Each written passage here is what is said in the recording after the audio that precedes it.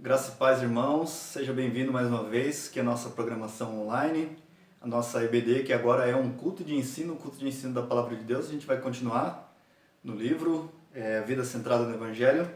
Hoje é a lição de número 6, onde nós vamos falar sobre ídolos do coração, o pecado da idolatria, que está por trás do pecado da idolatria, e tudo mais que você possa ser abençoado, ser edificado pela Palavra de Deus. Este é o desejo do nosso coração, que o Senhor, em Cristo Jesus, pelo seu Espírito Santo, abençoe a sua vida e você possa ser edificado. Vamos fazer uma oração e assim vamos falar um pouco da Palavra de Deus neste momento para você e para a sua família.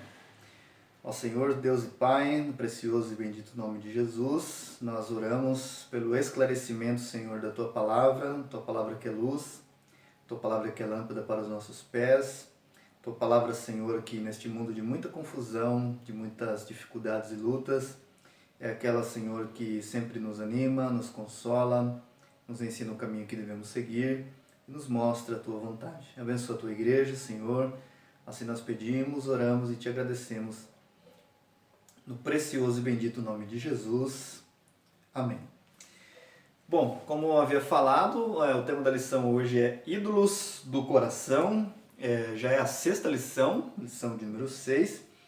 E a gente vem enfatizando ao decorrer deste livro, destes assuntos, sobre o crer no Evangelho, como o Evangelho molda a nossa vida diante de Deus, como o Evangelho nos ajuda a vencer pecados, nos ajuda a ter uma percepção maior da santidade de Deus. E o texto que eu vou trabalhar aqui para esse tema, que é ídolos do coração, está no Evangelho de João, no capítulo de número 6, os versos 28 e 29, que diz assim: Perguntaram-lhe então, que faremos para realizar as obras de Deus? Jesus lhes respondeu: A obra de Deus é esta, crede naquele que ele enviou. Eu vou ler de novo e vou repetir de novo o texto qual foi lido. Perguntaram-lhe então, que faremos para realizar as obras de Deus? Jesus lhes respondeu: A obra de Deus é esta, crede naquele que ele enviou. João capítulo 6, os versos 28 e 29. Bom, nas últimas lições nós temos aí enfatizado a respeito do padrão da vida cristã, que se constitui em arrependimento e fé, arrependimento e fé, arrependimento e fé, né?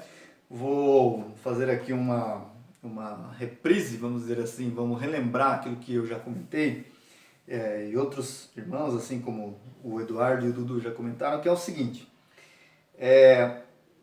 a vida cristã, ela não se constitui de um único arrependimento. Arrependi dos meus pecados, confessei a Cristo como meu Senhor. Faz parte, né? Esse é o início da vida cristã.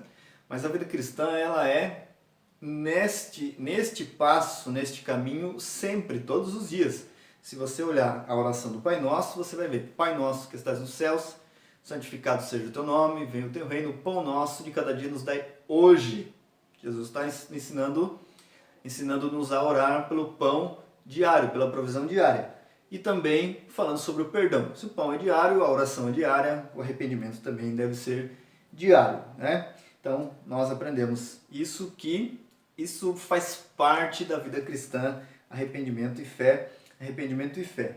Bom, que tudo isso tem a ver com idolatria. Você já vai entender, porque nós vamos falar sobre a idolatria, algumas coisas que nos impedem do nosso crescimento espiritual. Bom, por um dado momento, se alguém nos perguntar, e eu quero que você pense na seguinte questão, como o próprio escritor do livro aqui ele já nos convida a fazer isso: o que exatamente devo fazer para crescer mais como cristão? Se alguém lhe fizesse essa pergunta, como você responderia?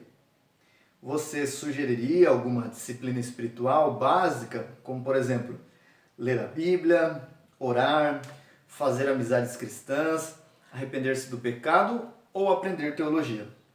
É muito comum as pessoas perguntarem isso. Se perguntarem, sem muitas vezes externar, e muitas vezes pessoas que já estão numa longa caminhada, às vezes se sentem frustrados por que não crescem na sua vida espiritual. E a pergunta, se alguém nos fizesse essa pergunta, o que você faria se alguém te perguntasse, o que devo fazer para crescer mais como cristão? Aqui nós temos algumas sugestões. Sugeriríamos o quê? Uma disciplina espiritual básica, como ler a Bíblia, orar, fazer amizades cristãs, arrepender-se do pecado ou aprender teologia? Isso é uma pergunta que eu acho que é a resposta mais comum que qualquer um de nós daríamos, como bate-pronto, né? Bom, em primeiro lugar, a gente vai ver que crescimento espiritual não está somente relacionado a isso. Preste bem atenção, não está somente relacionado a isso. Isso é importante? Sim, claro, muito importante. Ter disciplina, né? Uma coisa é você ser uma pessoa que se cobra muito, ou pelo seu desempenho você diz, eu faço tal coisa, então logo eu sou aceito diante de Deus.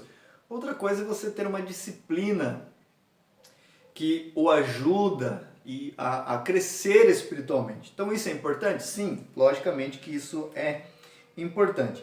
Mas os discípulos estavam também fazendo uma pergunta para Jesus. Senhor, como faremos para realizar as obras de Deus?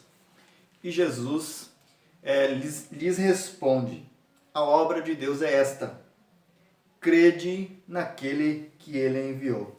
Então, o caminho que nós vamos traçar aqui, o ponto que nós vamos chegar é o seguinte, nós precisamos crer mais no Evangelho, porque por natureza nós somos ativistas, nós somos fazedores de coisas, nós gostamos de encarar novos projetos, novos desafios, e Jesus, ele sabia muito bem dessas coisas. Os discípulos estavam perguntando a ele, Senhor, o que nós faremos? Então eles estavam confiando em si mesmos que eles fazendo alguma coisa, eles poderiam realizar as obras de Deus. Então o primeiro passo, o primeiro ponto para crescer espiritualmente, além destas coisas que como disciplinas, guarde bem isso, como disciplina é importante para a nossa vida, orar, ler a Bíblia, estudar a palavra de Deus, fazer amizades cristãs, arrepender-se do pecado, tudo isso é importante, nós precisamos crer no Evangelho. Se nós não crermos no Evangelho, o simplesmente fazer coisas não vai nos ajudar. Por que muitas pessoas hoje estão frustradas na sua vida cristã? Elas frequentam cultos, elas estão em cultos de domingo, elas estão nos cultos da ceia, elas estão em todas as programações da igreja. Mas o que acontece? Por que não consegue sentir um alívio ou sentir aquilo que o Evangelho tem para proporcionar para a sua vida? Porque pode ser que é o seguinte, nós estamos fazendo muita coisa e crendo muito pouco. Nós estamos fazendo demais, fazendo, estamos pouco crendo no Evangelho. Então, partindo deste ponto, o que acontece? Eles estavam perguntando a Jesus o que devem fazer para ter uma vida que agrada a Deus. Jesus responde que a obra de Deus é crer. Em outras palavras, a vida cristã não se trata de fazer, é uma questão de crer. Somos, na maioria, fazedores por natureza. Ainda mais, abrindo um parênteses aqui, no mundo que nós estamos vivendo hoje, né, século XXI, há uma cobrança da sociedade em cima das pessoas sobre o fazer. Você precisa estudar, você precisa trabalhar, muitas pessoas trabalham em 2 empregos, muitas pessoas saem de uma faculdade e já entram em outra, faz doutorado, mestrado. Isso é importante? Sim, lógico que é importante, mas não é tudo. Por quê? Porque muitas vezes nós estamos no ritmo deste mundo, arrastamos esta bagagem para a vida cristã e estamos fazendo e crendo pouco demais, crendo no Evangelho de Jesus Cristo. Então, o que nós gostamos de encarar? O próximo projeto, o próximo desafio, próxima tarefa. Assim, nossa busca por maturidade cristã muitas vezes produz bastante esforço e ocupação, mas pouca mudança duradoura. Por que isso acontece? É porque nós estamos fazendo demais e crendo muito pouco. Então, observe um ponto que eu gostaria de destacar aqui. A nossa busca por maturidade cristã, muitas vezes ela produz bastante esforço. Então, se você acha que de repente você é um cristão maduro e está se esforçando demais e crendo pouco, você não vai obter resultado. E é muito comum mas muito comum mesmo, e a gente precisa se atentar para isso, porque isso é uma grande razão, um grande motivo em que as pessoas, elas, como eu posso dizer assim, elas perdem aquele ânimo, elas perdem aquele gás de executar alguma coisa para Deus, de fazer alguma coisa para Deus, e cai para o outro extremo. Vou no culto, mas não tenho muito envolvimento, não gosto muito de fazer nada, afinal de contas eu tenho tanta coisa para fazer, eu tenho que cuidar da minha família, eu tenho que trabalhar, eu tenho que isso, tenho que aquilo, que ela acaba se retirando e assim da vida de comunhão, da vida de comunidade, do servir à igreja, porque ela acha que ela precisa fazer muita coisa, né? Relacionado a isso. Então, há um perigo na vida cristã, na vida do cristão, dessa frustração. A pessoa tem um nome de cristão, frequenta cultos, mas ela não consegue mais entender que o Evangelho é poder de Deus para a salvação de todo aquele que crê, e é poder de Deus para a vida da igreja, para que a igreja tenha uma vida dinâmica, né? E isso se estenda em comunidade e também na nossa vida particular, né? Então, nossa busca por maturidade muitas vezes pode produzir bastante esforço e ocupação, mas pouca mudança duradoura, né? A mudança que o Evangelho provoca, ela é uma mudança duradoura, ela não é uma mudança de momento, ela não é uma mudança que está relacionada a um período de tempo da vida cristã, é uma mudança duradoura. Por que isso acontece? Só para repetir o ponto, é porque nós estamos fazendo demais e crendo muito pouco. Bom, a gente precisa entender o que é o crer no Evangelho. Jesus diz, crer naquele que ele enviou, ou seja, a quem o Pai enviou, que era Jesus Cristo. Esta é a obra de Deus, é crer, né? Mas afinal, o que é crer? Crer, segundo os dicionários, né, das línguas originais da Bíblia, o que é? É também ser persuadido de alguma coisa e, por conseguinte, por a confiança em. Confiar, ou seja, confiar no Filho de Deus. Então, crer é isso.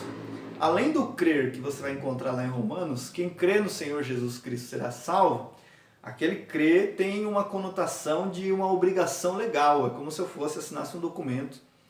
Agora, eu pertenço a Jesus Cristo. Então, tem essa maneira de crer e tem o crer de confiar, de entregar-se a Cristo de todo o coração, não apenas uma mera crença. É muito frequente esta palavra crer no Evangelho, como está aqui em João capítulo 6, nos escritos do apóstolo João, sobretudo no Evangelho. Uma pergunta de reflexão para nós.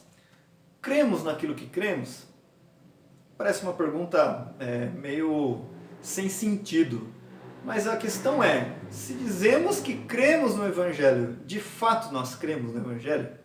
Se nós confessamos e se nós dizemos que temos uma crença no Evangelho, no único Deus verdadeiro, na pessoa bendita de Jesus Cristo, se cremos no Espírito Santo, nós cremos naquilo que cremos? Então, é uma pergunta para eu e você meditarmos a respeito disso, porque o crer no Evangelho é ser persuadido, é confiar, é muito importante para a caminhada cristã, que vai nos levar a derrotar os ídolos do nosso coração. Aqui eu tenho um slide, que é uma imagem de um filme que tem na Netflix. Eu não assisti, eu só li algumas coisas, minha esposa assistiu quase tudo, não conseguiu terminar de assistir porque, segundo ela, é um filme um pouco forte, mas nós temos uma imagem aí deste filme que é o seguinte, que é de alguém que está olhando para um determinado lugar. Então, os pecados vistos na superfície são apenas sintomas de um problema mais profundo, né? Que pecados são esses? Muitos pecados que podem nos seduzir ao longo de toda a nossa vida sem a gente perceber, sem a gente cavar um pouquinho mais fundo e perceber o quanto aquele pecado ele é prejudicial para nós. Por exemplo, muitas vezes nós criticamos e condenamos os pecados que são grosseiros e que eles aparecem de uma forma escandalosa muito maior, como o adultério, a violência, a morte e todas essas coisas, né? Mas nós nos calamos muitas vezes para aqueles pecados que aparentemente não tem nada a ver. Falar mal de uma pessoa, dirigir palavras ruins, palavras duras, Muitas vezes nós nos calamos em relação a isso, né? Mas o Evangelho, o que acontece? Ele vai mais a fundo dessas coisas. Ele cavoca, ele nos mostra que por trás de tudo isso há um pecado por trás deste pecado, né? Então, aqui nós temos um outro slide, que é a famosa passagem do bezerro de ouro, quando Moisés sobe para receber de Deus as tábuas dos 10 mandamentos, e o povo fica ali o aguardando.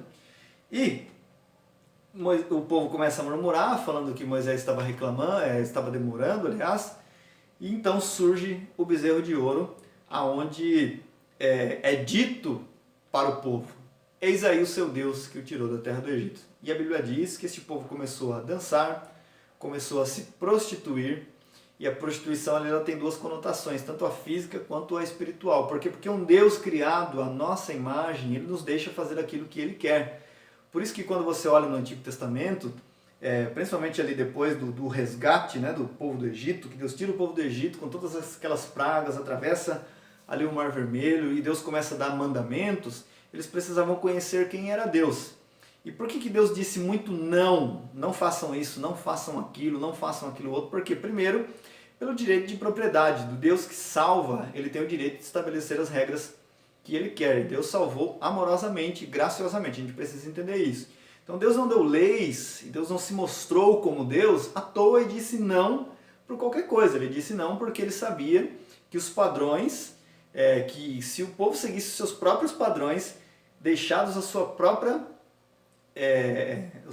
vontade, eles iriam fazer coisas erradas e cometer pecados ainda maiores. Então Deus se coloca e diz: não façam tal coisa, porque eu sou teu Deus que tirei da terra do Egito. Então, debaixo de todo o pecado externo, há um ídolo no coração. Então, quando o povo coloca esse bezerro de ouro, o seu coração já estava corrompido, o seu coração já deixou de confiar em Deus. O seu coração já estava nas coisas terrenas, eles queriam se saciar daquelas coisas. Então eles criaram um Deus à sua imagem, e não o Deus que o havia resgatado ali com mão forte, com o braço estendido, né? Então, debaixo de todo o pecado externo há um ídolo do coração, um falso Deus que ofuscou o Deus verdadeiro em nossos pensamentos e afeições. Então, lembre-se disso, nós temos pensamentos, nós temos afeições, sentimentos, como nós sentimos em relação às coisas. Por isso que Deus diz, logo no primeiro mandamento: não terás outros deuses diante de mim. E Jesus no Novo Testamento diz: amarás o Senhor teu Deus sobre todas as coisas, toda a tua força, toda a tua alma, todo o teu coração, de todo o teu entendimento. Então, parafraseando aqui Martinho Lutero, de alguma maneira todo pecado é uma quebra do primeiro mandamento: não terás outros deuses diante de mim. E aqui nós vamos entrando já um pouco mais a fundo a respeito da idolatria, ainda pela mentalidade muito católica que o Brasil tem. Quando nós falamos em idolatria, as pessoas logo imaginam um santo colocado na parede, uma oração dirigida a um outro santo e tudo mais, né? Mas a idolatria ela é muito mais funda, muito mais séria, muito mais danosa do que nós pensamos, e muitas vezes ela pode estar aparentemente revestida de santidade ou de servir ao Deus verdadeiro. Então, o Lutero ele escreveu uma coisa muito interessante, que é o seguinte: como o primeiro mandamento é primeiro, aliás, o mais elevado e o melhor do qual todos os outros procedem, assim também a sua obra, isto é, a fé ou a confiança no favor de Deus em todos os momentos. É a primeira, é a maior e a melhor da qual todas as outras obras devem proceder e com base na qual devem existir, permanecer, ser direcionadas e medidas, né? Então Lutero está falando aí que quando nós pecamos, nós quebramos o primeiro mandamento, porque nós enxergamos naquela situação que agir daquela forma é melhor do que confiar em Deus. Então, como eu disse, Deus não deu mandamentos, Deus não deu negativas e afirmativas no Antigo Testamento simplesmente por dar, por capricho, por ser um Deus carrasco. Não, de maneira nenhuma. Quando ele diz: não terás outros deuses diante de mim, como ele é o único Deus sábio de toda a Escritura, o Deus que criou o universo com sabedoria, ele tinha um propósito em dizer isso. Então ele estava dizendo, não tenham outro Deus, porque se vocês adorarem outro Deus, vocês estarão incorrendo em uma situação muito complicada, onde vocês estarão quebrando todos os demais mandamentos e vocês não vão conseguir agir de acordo com a reta justiça. Então, quando nós pecamos, nós quebramos logo de cara o primeiro mandamento. Foi o que aconteceu lá no Jardim do Éden, quando Adão e Eva pecaram. Eles não confiaram em Deus, eles confiaram em si mesmos, né? E aí a gente sabe os resultados que a queda tem causado na humanidade. Bom, vamos lá. Falando aqui sobre esse trecho, né? Então, como eu falei, existem alguns pecados que são vistos na superfície. Temos uma outra frase aqui de J.I. Packer, que é o seguinte, a respeito do primeiro mandamento, né? Muitas vezes nós vemos pecados na superfície, nós não vemos como ele é prejudicial, como ele é sério, grave diante de Deus, e nós ignoramos e passamos batido. Então, o crer no Evangelho nos ajuda a vencer esses falsos deuses. E a Bíblia está recheada, mas recheada mesmo, de citações que fala que está conclamando o seu povo a confiar no seu Deus. Que está conclamando o seu povo a confiar no Deus da aliança, no Deus da promessa, no Deus dos pais, o Deus de Abraão, o Deus de Isaac e o Deus de Jacó, comparando aos deuses das nações. E por quê? Porque os deuses das nações são feitos pelo aquilo que o ser humano imagina, né? Então, fruto da sua imaginação, outro Deus não é o Deus das Escrituras. Então, a Bíblia tem promessas lindas e maravilhosas, nos chamando, nos convidando a confiar em Deus para que possamos vencer os falsos deuses. Não que o ídolo em si ele seja páreo para Deus, né? Por exemplo, um ídolo de madeira, de pedra ou de prata ou qualquer coisa que seja, ele seja páreo para Deus. O problema de vencer o ídolo está dentro do coração, e poderoso é o Senhor para vencer, como disse João Calvino, que o coração humano é uma fábrica de ídolos. Poderoso é Deus para nos ajudar a vencer esses ídolos, porque ele vem para reinar em nosso coração de maneira absoluta e muito amorosa. Nesta frase de Packer, aqui, ele está dizendo a respeito do primeiro mandamento algo maravilhoso também, muito interessante. Em outras palavras, no primeiro mandamento, Deus disse a Israel para servir-lhe exclusivamente, não porque apenas devia isso a ele, mas também porque ele era digno de sua inteira e exclusiva confiança, né?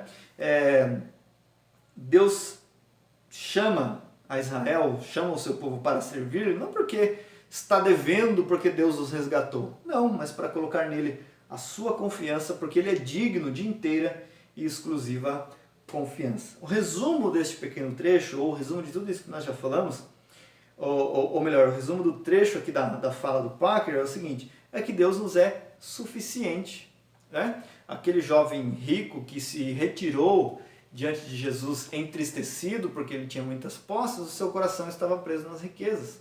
E Jesus ensina uma lição que quão dificilmente entrarão nos céus aqueles que amam as riquezas, né? Pode ser um ídolo no coração também. Bom, nós precisamos nos lembrar que manter a Deus em primeiro lugar é fundamental para o crescimento espiritual. Lembra lá do começo? Se alguém lhe perguntar o que faço para crescer espiritualmente, nós vamos passar uma lista. Ora, leia a Bíblia, faça amizades, aprenda teologia, arrependa-se do pecado.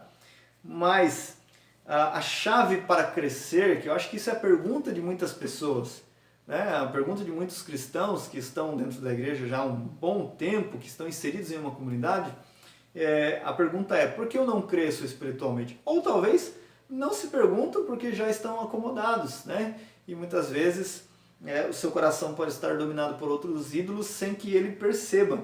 Mas o que é importante? Manter a Deus em primeiro lugar. É fundamental para o crescimento espiritual. Lembre-se das palavras de Jesus. Amarás ao Senhor teu Deus. Então, nós somos aquilo que nós amamos. Se nós amamos coisas que desagradam a Deus, nós não vamos ficar parecidos com Cristo em modo algum, né? Então, os nossos amores, o que acontece? Eles estão desordenados.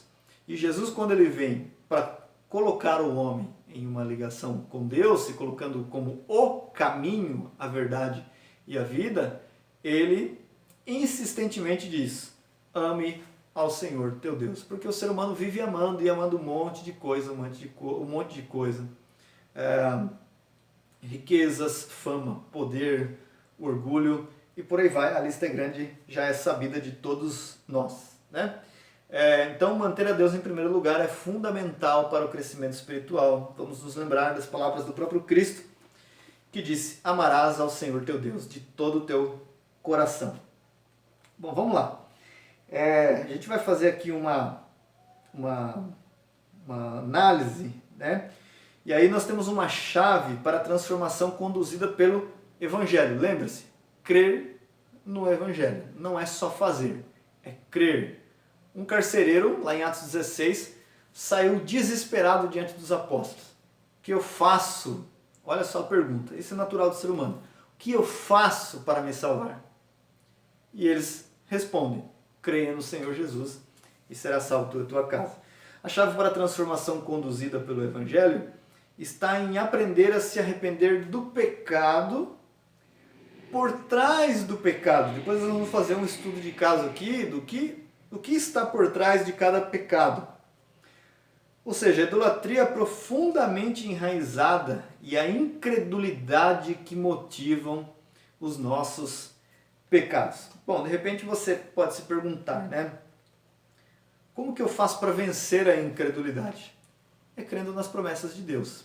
Primeiro, nós precisamos o quê? Crer na verdade, e a verdade nos liberta. Isso é ponto chave, João 8,32. Conhecereis a verdade e a verdade vos libertará, né? Porque muitas vezes o nosso coração parece que ele está incrédulo, mas Senhor, eu não consigo crer nisso. Nós vencemos a incredulidade sabendo que Ele é poderoso, isso é uma promessa dele, que Ele pode vencer a incredulidade do nosso coração, como por exemplo Apocalipse capítulo 3, em que Jesus está tratando com a sua igreja, preste bem atenção nisso, com a sua igreja: se alguém ouvir a minha voz e abrir a porta, eu entrarei. Então, as promessas de Deus, as palavras de Deus, elas estão falando aos nossos corações, nós só precisamos dar ouvidos e assim nós venceremos a incredulidade e a idolatria profundamente enraizada que motivam os nossos pecados. Então todo pecado tem uma motivação, né? Então vamos lá, para um estudo de caso, nós vamos analisar o pecado superficial da fofoca. O que estamos procurando nessa atitude que deveríamos ter encontrado em Deus? Seguem alguns ídolos do coração mais comuns que podem se manifestar no pecado superficial da fofoca. Bom, vamos lá, vamos aqui falar sobre os ídolos. Eu dei uma resumida, né? Porque a lista é um pouco grande aqui, mas eu julgo que eu coloquei os mais importantes aqui para vocês darem uma olhada. Então observe aí no slide que fala dos ídolos. Bom, ídolo da aprovação. Por trás da fofoca pode estar este ídolo, o ídolo da aprovação. Eu quero a aprovação das pessoas com as quais eu converso. Então, se eu estou falando de alguém para uma outra pessoa, eu quero escutar. Não, é verdade, você está certo mesmo, né? Fulano errou e você está correto. O ídolo do controle, eu uso a fofoca como meio de manipular as pessoas, né? Muitas vezes eu posso não controlar alguém dizendo: olha, você vai fazer isso, vai fazer aquilo. Não, mas o pecado faz a gente tomar outros atalhos e por trás desse pecado existe uma motivação que vai fazer que através desse pecado eu use para manipular as pessoas. O ídolo da reputação, quero me sentir importante, então uso palavras para rebaixar outra pessoa, né? O ídolo da segurança, falar dos outros disfarça a minha própria insegurança. E o ídolo do reconhecimento, falar dos outros, faz as pessoas prestarem mais atenção em mim, né? Então aqui nós temos alguns ídolos que são pecados por trás dos pecados. Então eu tenho lá um pecado conhecido, o pecado da fofoca. O que está por trás da fofoca? Assim como o pecado sexual, o que está por trás do pecado sexual? Manipulação de poder, né? Desejo desordenado e por aí vai. Então, todo pecado ele tem uma motivação por trás que impulsiona o ser humano a cometerem esses pecados. Deus é poderoso para nos ajudar a vencer? Sim, claro, com toda certeza. Cristo é poderoso porque, como eu falei no início, muitas vezes nós reprovamos os pecados mais visíveis, ou aquele a qual nós reputamos como mais visíveis, né? A violência, o sexo, o adultério, as bebidas e tal e tudo mais. Mas a gente passa batido em relação a esses pecados aí que precisam ser alcançados pelo Evangelho para que eles sejam vencidos pelo poder do Evangelho. Crer no Evangelho, este é o ponto importante. Então, todo ídolo, o que um ídolo é? É um falso salvador.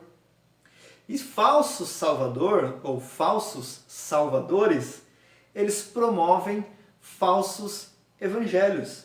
Cada uma dessas coisas, a aprovação, controle, a reputação, o sucesso, a segurança.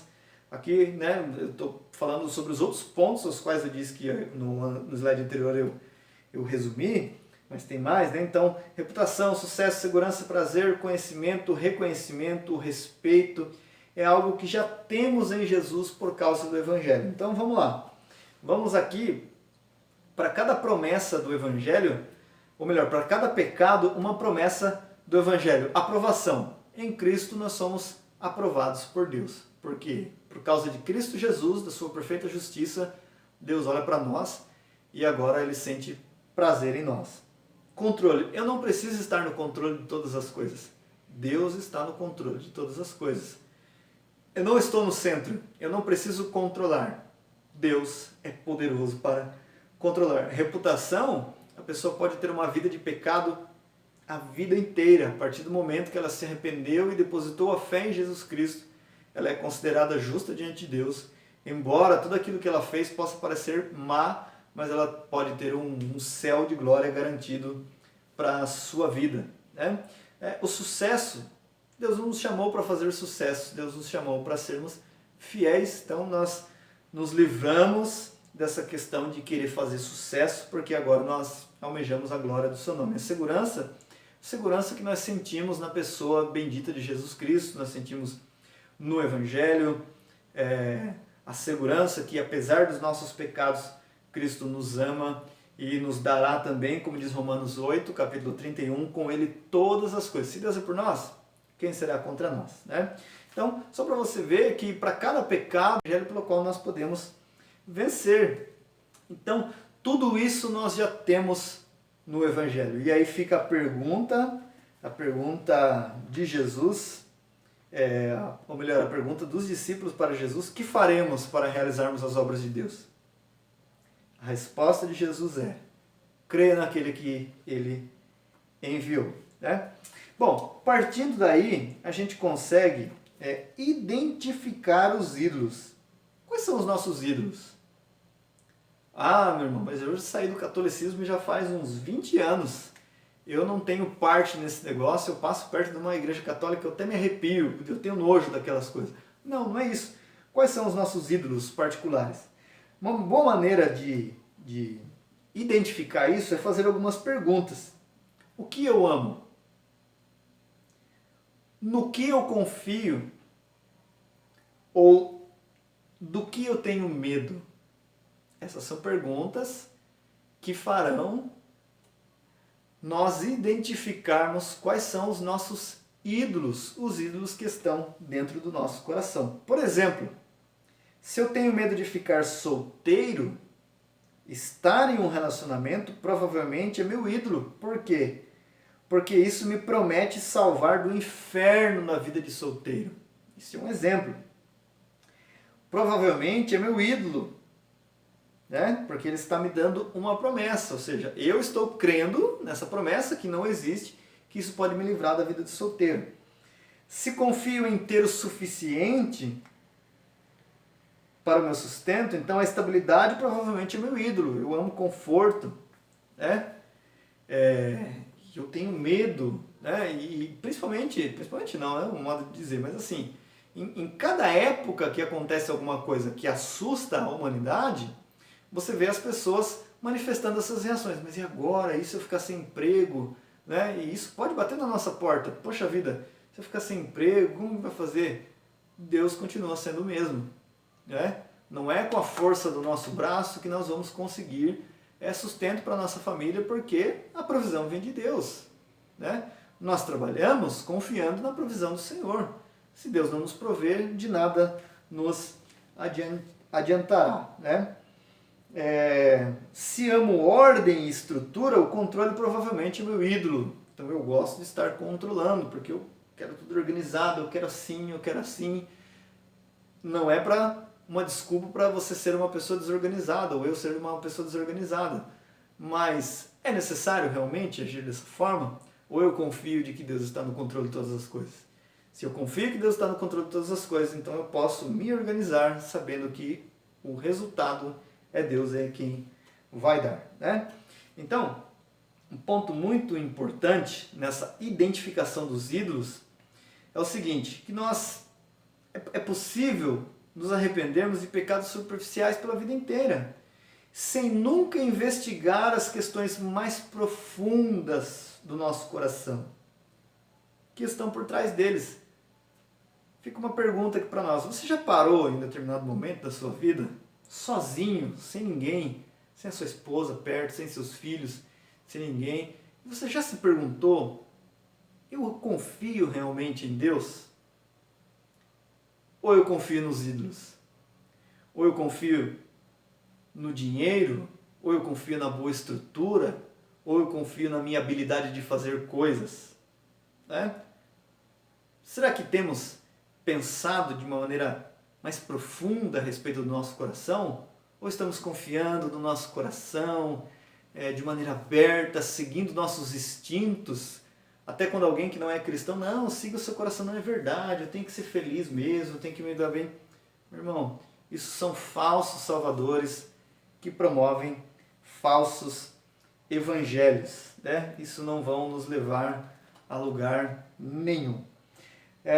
Mas o evangelho tem promessas para que nós consigamos vencer todas essas coisas, e essas promessas elas estão aí disponíveis para nós. Então, como já dissemos, só recordando aqui novamente, no momento em que nós pecamos, ou no momento em que peco, já quebrei o primeiro mandamento.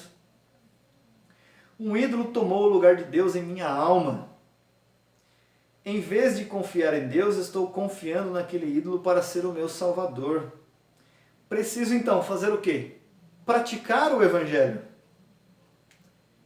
E quando eu pratico o evangelho, qual é o primeiro passo que eu dou? Eu me arrependo. Não é remorso.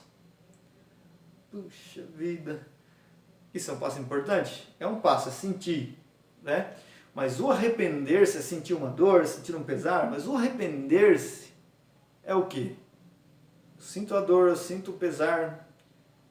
Mas agora eu tenho que ter uma mudança de atitude. Então eu preciso o quê? Me arrepender da profunda idolatria do meu coração. E o segundo ponto, logo após o arrependimento, bem na sequência, é crer nas promessas do Evangelho.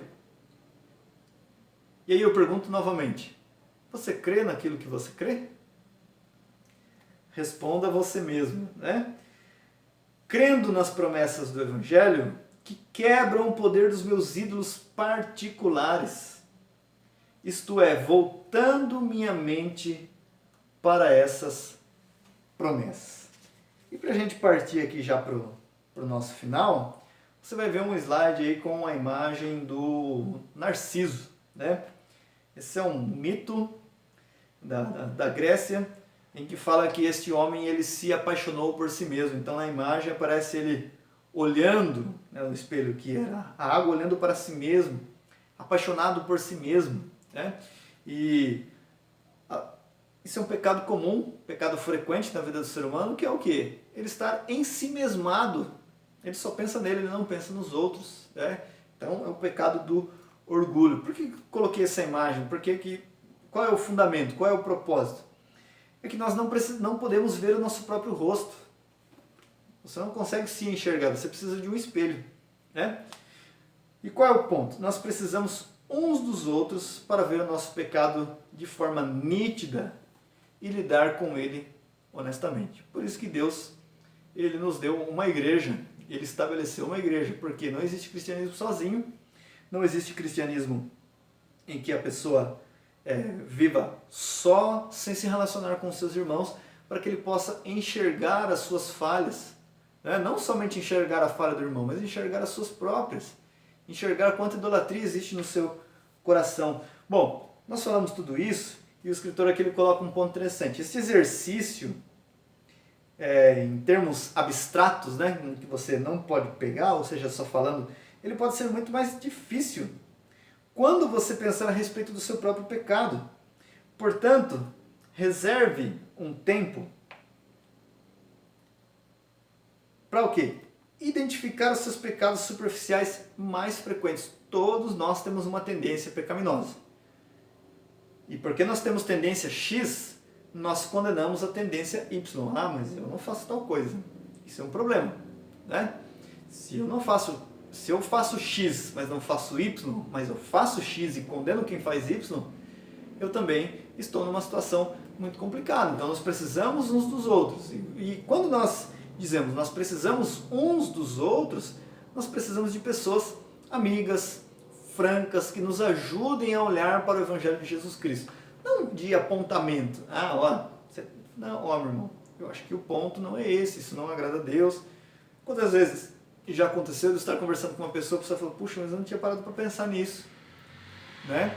E aí a pessoa começa a parar para pensar e ver através da palavra, ela começa a entender que ela precisa tomar uma atitude de mudança. Então nós precisamos de um tempo para identificar os pecados superficiais mais frequentes e avaliar em oração quais são os ídolos que podem estar por trás deles, assim como no pecado da fofoca.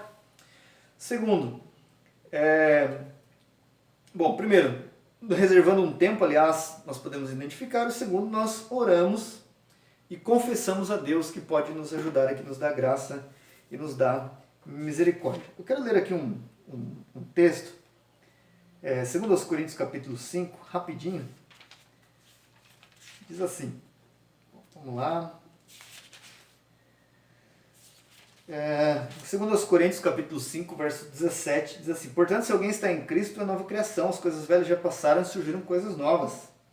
Mas todas essas coisas procedem de Deus, que nos reconciliou consigo mesmo por meio de Cristo e nos confiou o ministério da reconciliação. Deus nos reconciliou com Ele e agora nos convida também aos nossos irmãos a reconciliar as pessoas. São promessas do Evangelho, né? Então, nós podemos também fazer o quê? Convidar pessoas a participar do nosso processo de reflexão e arrependimento.